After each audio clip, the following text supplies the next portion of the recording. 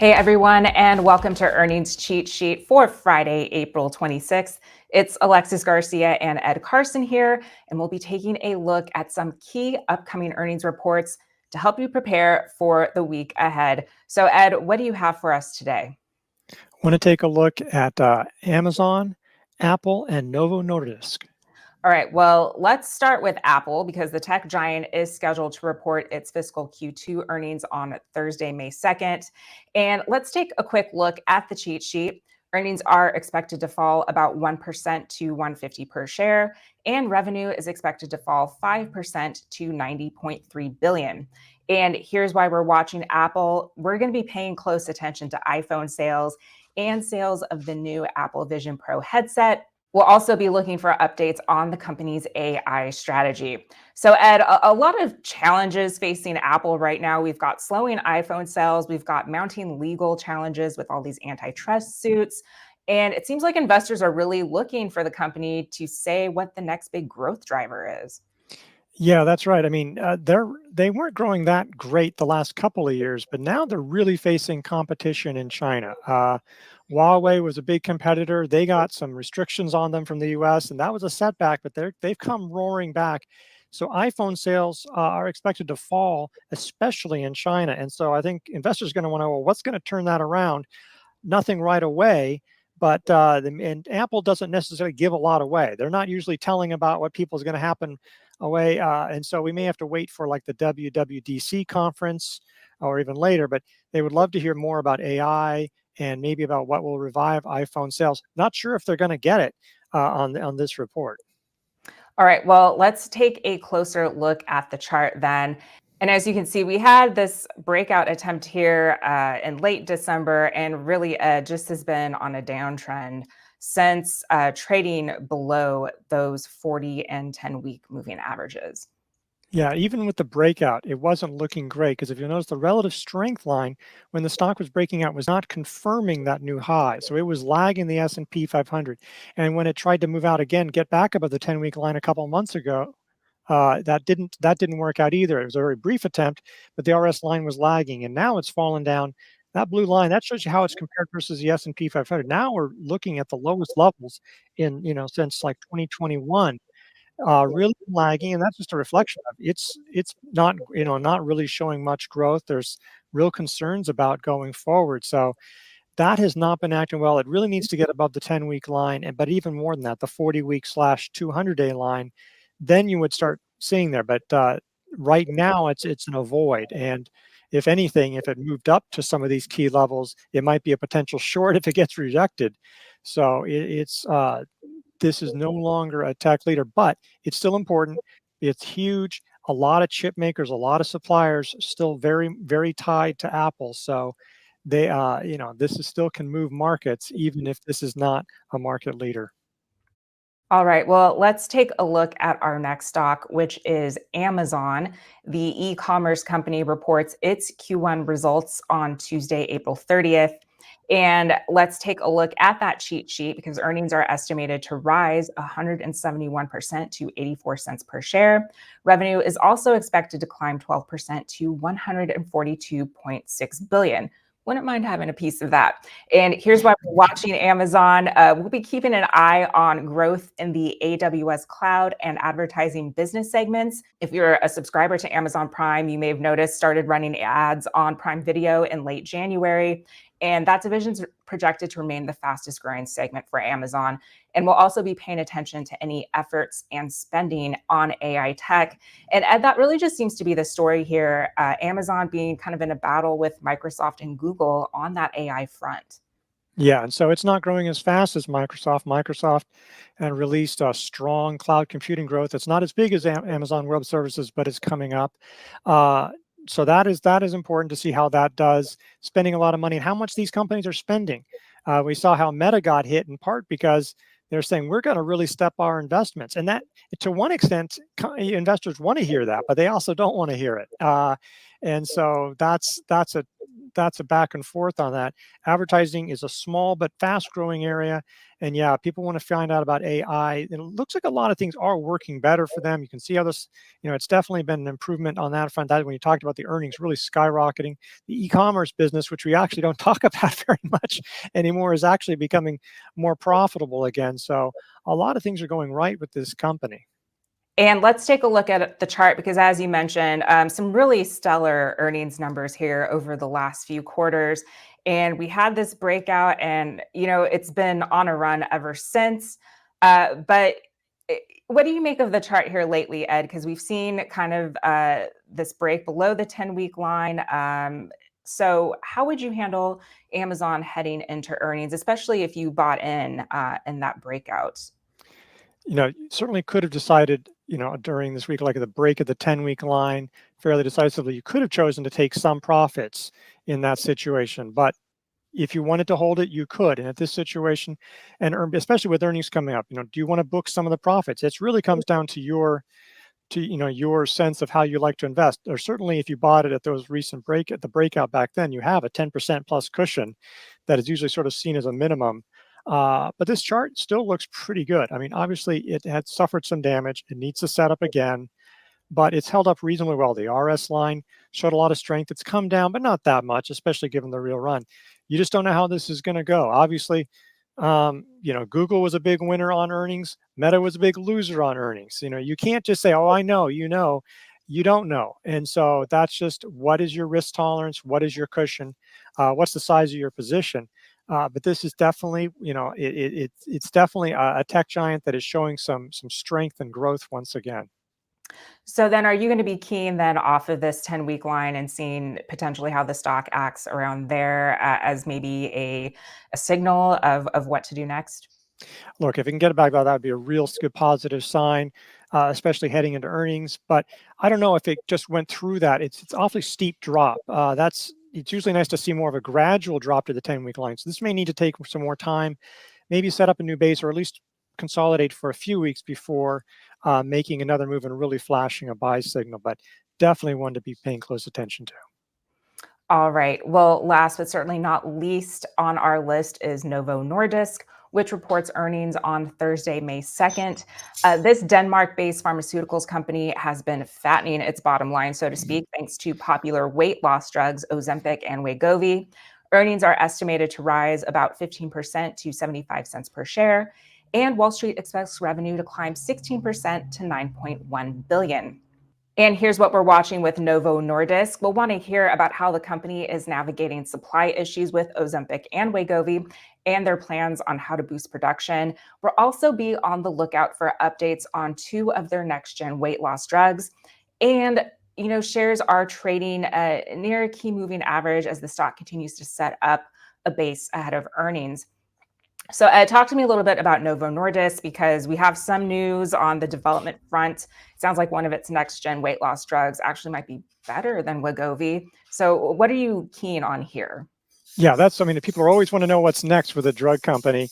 Look, they're still growing. One thing is the shortages they've had, like getting production limits. So that limits how much they can sell. And obviously, this is a great time for Novo to be selling. There's a lot of other competitors that are trying to come in over the next few years. So can Novo, take advantage of this opportunity? They plan on buying Catalent, which will vastly expand their manufacturing capacity.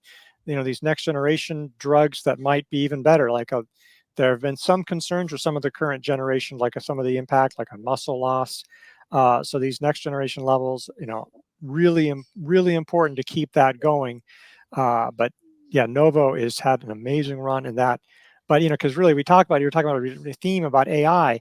The other big theme is this. This is the way. This is these are the game-changing revolutions. Is AI, and maybe this weight loss drug, which seems like it'll cure everything too somehow. All these things that it's treating. So that's just so it's just such a game changer, and it's just something you have to pay attention to. This isn't just a copycat drug. It's not just a minor condition. This could be potentially treating hundreds of millions of people and transforming lives. So it's definitely something to be paying very close attention to. All right, well, let's take a look at the chart then, Ed. And I'm actually starting on the daily here because as we mentioned, NVO, it is setting up in a flat base with an official buy point of 138.28. And on Tuesday, we had this nice little rally here to retake that 50-day line, which could have potentially been an early entry for investors. But, how much buying should we be doing right now with market conditions the way they are? Market conditions are a little rough, and you have earnings after that. So how much could you expect it to move? I mean, you never know. So that's hard to build a cushion in that environment. So if it gets above Tuesday's high on earnings, that could provide an early entry. Or then there's also the traditional buy point. But yeah, that would be a spot. This is looking pretty good. It's pulled back. This is, see, when we talked about, like Amazon sort of coming straight down to the 50-day line or the 10-week line, this is sort of gradually come down and the 50-day line's caught up. That's the kind of thing you want to see. It's like, we talk about, it's like a dignified pullback, it's and that's just really nice to see in this environment. So that's what people should be looking for. So you can get a strong gain on volume on earnings and some of their guidance. All right, Ed. Well, we highlighted a few of the big earnings. And speaking of Novo, their competitor in the weight loss field is Eli Lilly, which also reports earnings next week on Tuesday, April 30th. And let's go ahead and take a look at that chart. So again, this one also setting up in a flat base. I'm on the weekly chart here, official buy point around 800. But again, we've seen a little bit of a pullback in the last few weeks. So what are your thoughts here with Eli Lilly? Needs to get a little stronger. It's a little further below those levels. And Lilly has a little bit more, like it has an Alzheimer's drug that it's getting maybe close to getting approval. We'll see. There was a bit of a delay on that. So they have more going on. They were a little later to the party behind Wegovy, Ozempic, but those growth is ramping up. So yeah, see that growth, the supply concerns, and and what are their next generation weight loss drugs as well? What's the progress there? All right, well, let's take a look at chipmaker AMD. Again, this is another important one in that AI theme. And Ed, heading into earnings, and we've seen this really sharp drop here over the last couple of months, trading below that 10-week moving averages. So what are your thoughts on AMD and what they need to show in the upcoming earnings? Yeah, it needs to show some, obviously some strong earnings, because this one actually it really hasn't delivered strong results, and the guidance has often been weak. It's a real contrast. I mean, maybe it's going to start turning around. It's just turning to positive, but it's a contrast to NVIDIA. I mean, there's a clear difference. NVIDIA is doing these blowout numbers. I mean, just jaw-dropping growth and huge guidance, and AMD just hasn't done that yet. So we'll see. I think people really want to, in a weaker market, those laggards can really sell off a lot faster sometimes if people realize I don't want that. So they need to show that they can establish a leadership, at least be a strong number two to NVIDIA, because it's going head to head against NVIDIA. All right. Well, again, AMD is scheduled to report on April 30th. And next up, let's take a look at CyberArk Software, which is set to report on May 2nd. And again, it's been in consolidation here, an official buy point of 283. But as we kind of seen with some of these stocks over the last few weeks, pulling back, but having a pretty good week this week. So what are your thoughts on CyberArk here ahead of earnings? Yeah, it's got to get over that 10-week line. I mean, it's been struggling there. Let's just see if we can get there, and then we'll see what the chart looks like there. There might be some entries after that.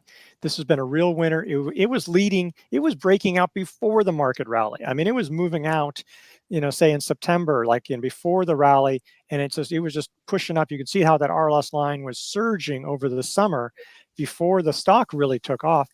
Right now, it's just lagging. Software's been in a slump. So, this is a big name in the cybersecurity place, but it needs to get about that 10-week.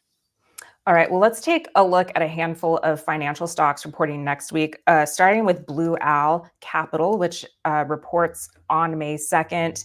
And, looking like it's in a buy zone still here, Ed, after a breakout out of a flat base about 6 weeks ago. So what are your thoughts here with Blue Owl?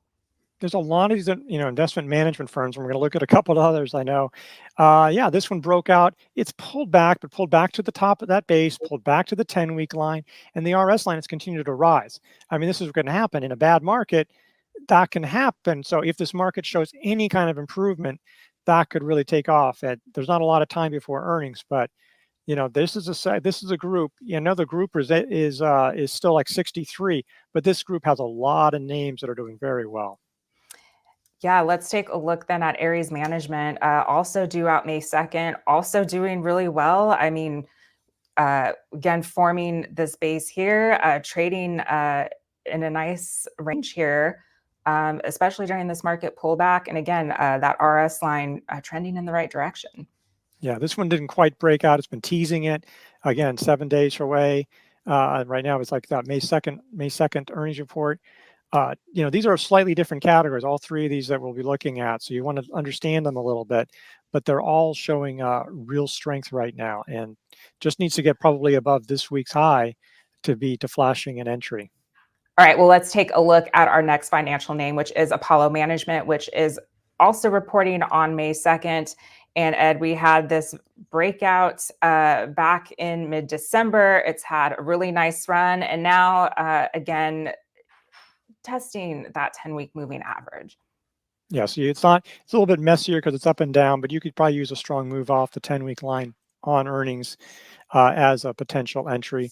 Again, just strong performance. You definitely want to be looking out, whether or not tech leads, there's other sectors that are doing well.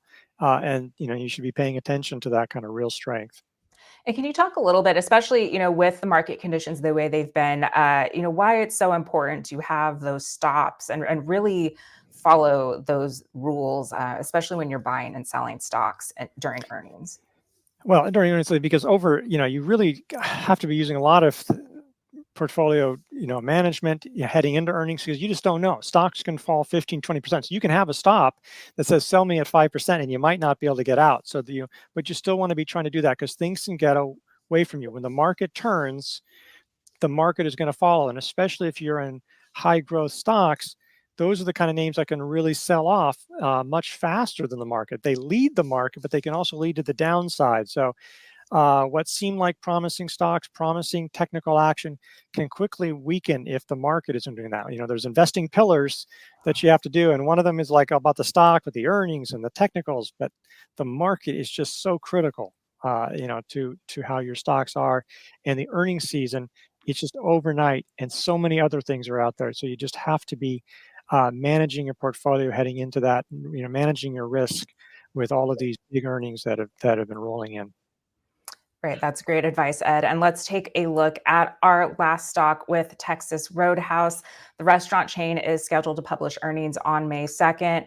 And this one actually peaking above a 157.12 buy point this week. So in that buy zone. And love to see that blue dot on the RS line hitting new highs as the stock is breaking out. So what are your thoughts here, Ed? Yeah, I mean, the only downside is that it's showing strength ahead of earnings. I mean, do you buy this because you just don't know how earnings are going to go? And this is maybe a situation where if you just couldn't help yourself to do an option play of some sort to play, and you can do that with some of these other seats. There's an option that's relatively cheap to try to take advantage of this, but capping your risk. But this is strong. There's a lot of restaurants that are doing well. It's the number 10 group. There's a lot of strength in this sector. So definitely one to look at. A lot of strong names, a lot of strong sectors, actually beyond tech. I think that tech has become the real weakness in the market. You take that out, there's actually, it's been a much more resilient market.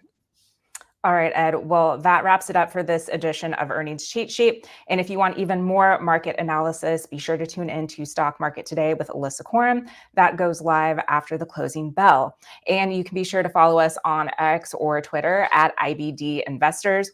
We'll be posting a curated calendar of all the notable earnings reports that are on our radar over the weekend. So stay tuned for that.